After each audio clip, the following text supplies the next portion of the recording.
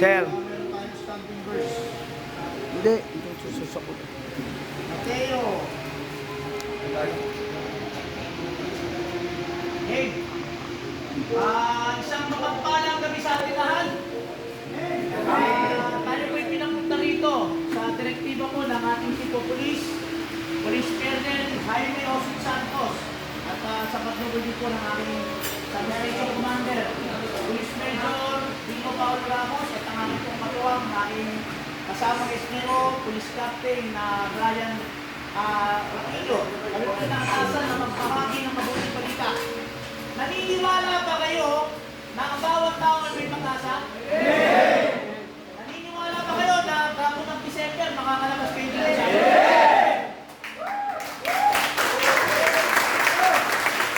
Iwawakan natin ang pangako ng Diyos dahil ang Diyos ay tapat sa kanyang mga pangako.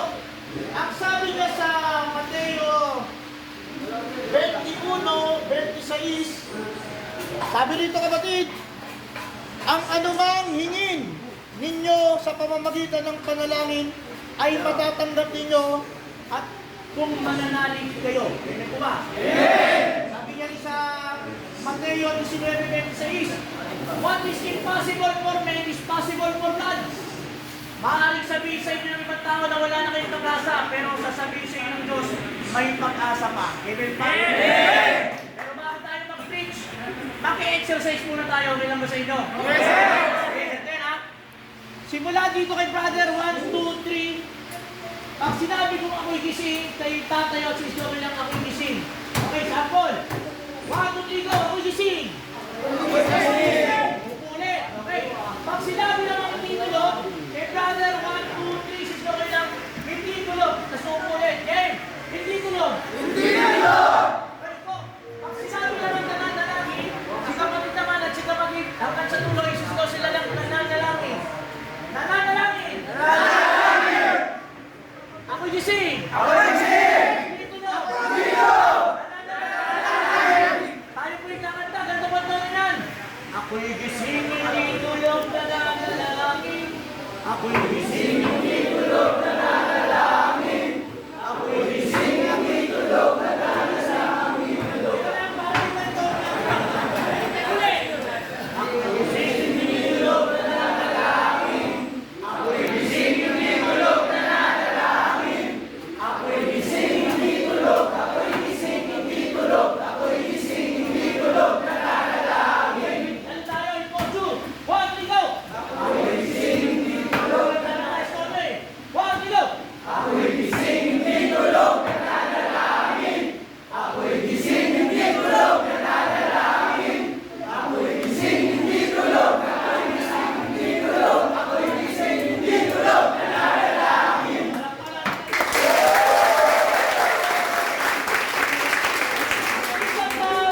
Sa isang museo, may dalawang magkaibigan na namamasyal. Nakalas Piñas yung dalawa na to eh. At habang namamasyal sila doon sa isang napakalaking museo, ay nakita sila isang napakalaking drawing. At kung saan doon sa drawing, naglalaban ng chess ang isang demonyo at ang isang tao. Kaya lang, may nakalagay doon sa ibabaw, checkmate. Alam nyo bakit? Kasi talo na daw yung tao doon sa demonyo. Kaya lang, habang pinamamasdan ng isang taga-Las Piñas, sabi na parang may mali doon sa drawing. Parang mali yung title. Sapagkat hindi na siya checkmate. Meron palang tira yung hari. Kaya pinapinta yung manager. Sabi niya, manager, baka pwedeng palitan natin yung title. Hindi pa dapat checkmate. Dapat ang nakalagay dyan, the king has one more move. May tira pang hari. Alam mo sa Biblia, may mga sitwasyon at pagkakataon na akala natin checkmate na. Talo na. Nung panahon ni David, kalaban na si Goliath na 9-9 giant. Sabi ng mga tao, ay David, parang alam mo ba nakakainin na ni Goliath? Mamamatay ka lang dyan. Pero nagugulat niya yung pinilaray si David sa pato sa kalkulador. Nakihit siya. At pinabasa ko si David. Patay si Goliath. Bakit? Because the king has one more move for David. Ang panahon ni Moises, sabi ng mga tao, patay na kayo, bakit? Sapagkat sa kanila kalapan, ay dapat mamatay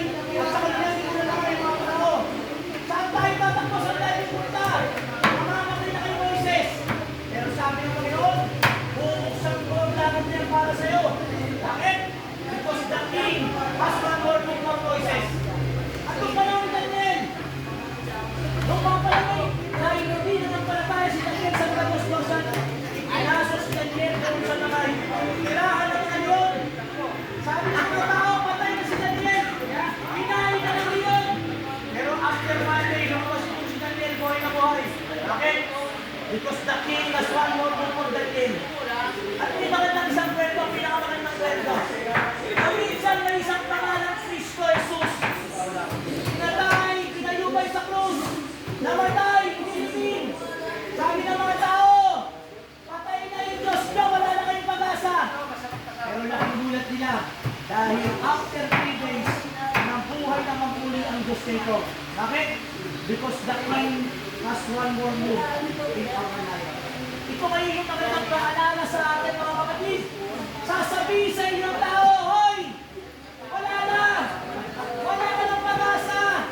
Mamamatay ka na sa apat na sulok ng mesa to. Hoy! Wala nang pag-asa pamilya mo, hindi mo na mamumuo. Hoy! Hindi ka na magpapasko sa bahay to. Pero ito yung sinasabi sa inyo, Panginoon.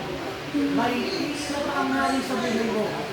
Ang kailangan na natin, ang hawakan, manalig, panampalataya, at sumamba sa ating Diyos.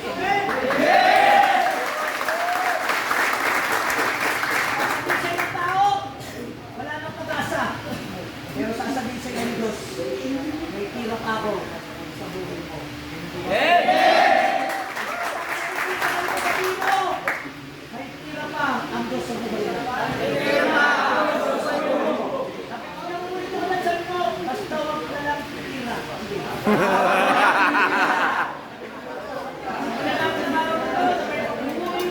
Ang samba pag nakila sa akin sa buhay. Bago tayo na lang sa kapit, ilibigay na kita. 48 days na lang.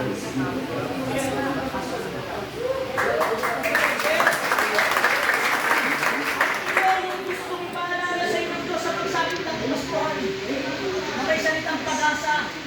Ito yung dulot niya sa'yo. Yung salita niya yung kapangyarihan. Pagkawakan mo man yung salita. Yes, Lord, nagkamali ako. Yes, Lord, sumablay ako. Yes, Lord, bumalitan ako. Pero Lord, sabi mo, lahat man kapulang namin mga puso, lumapit lang kami magpaliwanagan. Papuputin mo ito na parang isang pag-ibig. Yes, may kanya-kanya tayong istorya ng buhay. Yes, may kanya-kanya tayong kwento. Pero sabi nga, yung mga santo sa langit, lahat sila may mga matinding kasalanan. Lahat sila may mga matinding pagkakamali. Pero bakit sila naging santo? Sapagkat umubod sila sa tawag ng Diyos. Ako na Pasko, panawagan mo ang ako ng Diyos. Kailanman, hindi kayo iwan. Kailanman, parang naman ay magkakapagpapal. Amen!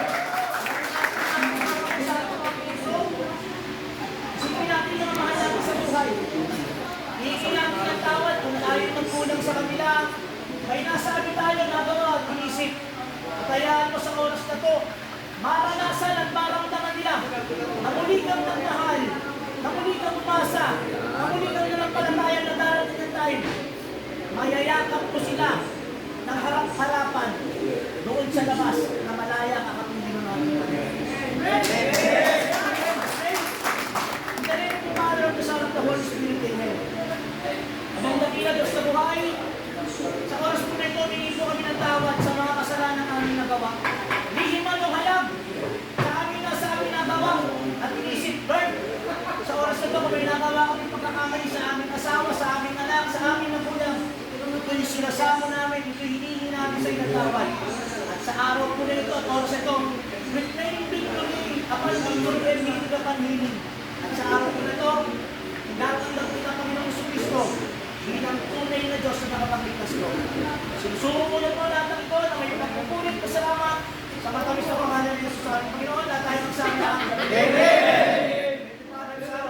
Amen! Bumibili po mula sa direktiba po ng aming Chino Police, Police Colonel Jaime Santos, sa patuloy po ng aking substation commander, Police Major Dino Paulo Ramos, at ang aking Police Bureau, Police Captain Brian Aquino. Patuloy po kami nagsabi na papaalala, panghawakan natin natin ang pangako ng Diyos. God bless natin. Pastor, okay ako. Kumain ka na muna.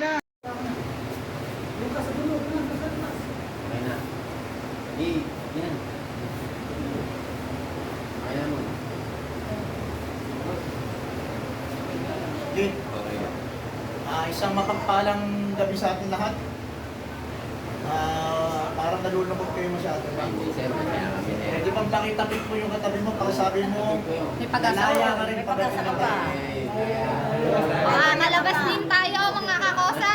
ito yung magandang pangako sa atin ng Panginoon. Sabi ng Panginoon sa Mateo 21:26, mangyayari ang inyong sinabi at anumang hingin ninyo sa panalangin ay ay tatanggapin ninyo kung mananalig kayo. Sabi kapatid din sa Mateo 19:26, ang imposible daw sa tao ay posible sa Diyos. Kaya naniniwala tayo na everything is possible. Kaya 48 days na lang, Christmas na. Pangawakan natin yung pangako ng Diyos na ang Diyos natin ay tapat sa kanyang mga pangako. Kung paano kanyang sinamahan noon, sasamahan ka niya ngayon at sasamahan ka pa rin niya bukas. Amen. At naniniwala tayo na bago magpasko, ito yung Nasa labas na pinakamagandang tayo. regalo ng Pasko. Tapikin mo nga yung katabi, sabi mo bago magpasko. Bago magpasko, nasa Nueva ka na. Sir, Sapagkat ang Diyos natin ay mabait. bago magpasko, Ang Diyos magkikita natin tayo ay Diyos ngayon. ng pag-ibig. Diyos ng pag-asa, tigit sa lahat. Diyos na pumapatnubay sa lahat ng tumatawag sa Kanya. At sa araw na ito, kapatid, may tatlong bagay na gustong ipaalala sa atin ng Diyos. Ito yung tatlong bagay na pag lumipas na, ay hindi mo na maibabalik. Tama. First, what you call time. Yung oras na nilagi mo dito na hindi mo kasama yung anak mo, hindi mo kasama yung nanay at tatay mo, hindi mo na siya kayang ibalik. Totoo yun. Kaya sayang yung opportunity. Kaya kung ipapahintulot ng Diyos na makalabas ka, kung kaya mong yakapin yung anak mo, kung kaya mo pang ikis, kung kaya mo pang sabihan ng I love you yung nanay at tatay mo, sabihan mo na. Dahil pag lumipas ang oras, hindi mo na siya kayang ibalik. First thing na hindi mo na may babalik, time mo ang oras. Ano yung pangalawa? Yung word. Yung salitang lumabas sa bibig mo, kahit anong sorry mo. Mas maganda pa nga daw sinampal mo ako, sinuntok mo ako, Sinaksak. kaysa sinabi mo yung salita na yan. Bakit? Sapagkat yung salita na yan na lumabas sa bibig mo, kailanman na hindi mo na mababaw. At ito po yung pinakamabigat na gusto kong ipaalala. May kapangyarihan sa salita. May mga tao na naliga sa pamamagitan ng salita. Isang batang maliit na kumikendi, sabi ng tito, sabi ng tatay, bading. Dahil ba sumayaw, kumembot, paglaki naging bading. Bakit? The power of the word. Yung isang bata na makulit, sinabihan na, boy demonyo, pagdating ng laki, naging tarantado. Bakit? Kapangyarihan ng salita. Pag sinabi ng mga tao na lahi kayo ng mga magnanakaw, pamilya ng mga adik, pamilya ng mga bobo, pamilya ng mga tanga, kapangyarihan ng salita. Kaya ang isang salita na lumabas sa ibig mo, kailanman na hindi mo na magbabalik. Pero tandaan mo kapatid, nilikha ng Diyos sa sanlibutan sa pamamagitan ng salita. Kaya tayo bilang mga nilalang niya, may kapangyarihan din tayo na basagin yung sumpa na ibinabato sa atin ng mga kalaban. At sa araw na to, tapikin mo yung katabi, sabihin mo, simula ngayon, pagpapalain ka na ng Diyos na buhay. Tapikin mo yung katabi mo. Man, makakalabas din tayo bago mag-December ngayon. Kapangyarihan ng salita. Nakakalabas na ako bukas. Ano yung pangatlo? Yung tinatawag natin na opportunity. Kapatid, maaaring nasa loob ka ngayon, pero may opportunity pang ibibigay sa iyo, Panginoon. Sabi niya sa 2 Chronicles 7:14, sa sandaling ang bayang ito na aking pinili ay may nagpakumbaba. Manalangin, hanapin ako, at talikdan ang kanilang mga kasalanan. Diringgin ko sila, patatawarin ko sila, at ibabalik ko sa kanila ang katiwasayan na wala sa kanila. Amen. Kapatid, sa oras na to, nawala sa iyo yung peace of mind. Nawala sa iyo yung kalayaan. Nawala sa iyo yung opportunity doon sa labas. Pero ito yung ibinibigay sa iyo ng pagkakataon. Makakulong ka man sa apat na reyes na to, may sinasabi sa iyo ang Diyos. Anak, ay tagal kitang hinanap, ay tagal kitang hinintay, at ngayon natagpuan na kita. Hindi kita iiwan, hindi kita mababayaan, at sasamahan kita sa iyo. Time, word, and opportunity. Nawa, sa gabing ito, pangawakan natin ang kanyang pangako na siya yung Diyos na tapat noon, ngayon at magpakailanman. Na siya yung Diyos na nagre-restore, siya yung Diyos na nagpapatawad, at Diyos na naghihintay sa pagbabalik natin sa kanya. Amen. Okay? In the name of the Father, Son, and the Holy Spirit, Amen. Amang dakila, Sa oras po nito, tinataas namin ang aming mga puso. Mga pusong nasaktan, may galit, na hinanakit, Lord, sa araw po na to, nais po namin bitawan. Alayain mo ang aming mga puso upang nang sa ganun, Panginoon, ipe-prepare mo kami sa mas malaki mong himala, sa mas malaki mong pagpapala, upang paglabas namin sa 4 na sulok na itong bulwagan na ito.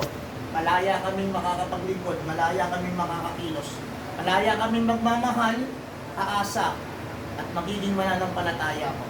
Sinusuko na po namin ang lahat ng ito na may pagpupuli pa salamat. Sa katamis na pangalan ni Jesus, lahat tayo magsabi ng Amen! Pangalan ng Ama,